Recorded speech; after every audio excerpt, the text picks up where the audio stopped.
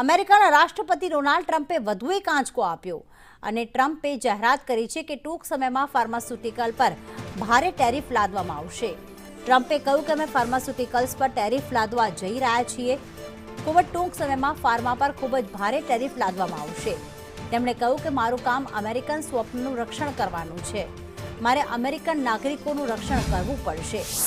America જો pharma કંપનીઓ પર ટેરિફ લાદશે તો તેની મોટી અસર ભારત પર પડશે. ભારતની કુલ યુએસ નિકાસમાં ફાર્માનો હિસ્સો 11% છે અને વાર્ષિક આશરે 76,000 કરોડ રૂપિયાના ફાર્મા ઉત્પાદનો અમેરિકામાં નિકાસ થાય છે. ભારતીય ફાર્મા કંપનીઓમાં ગ્લેન્ડ ફાર્મા તેની કુલ આવકના 50% યુએસમાંથી કમાય છે, જ્યારે Aurobindo pharma 48%, doctor Reddy's lab 47%, Zydus life 46% અને લ્યુપિન 37%, જ્યારે સન ફાર્મા જે છે તે 32% અને સિપ્લા 29%, જ્યારે ટોરેન્ટ ફાર્મા 9% આવક અમેરિકામાં પોતાના ઉત્પાદનો નિકાસ કરીને મેળવે છે.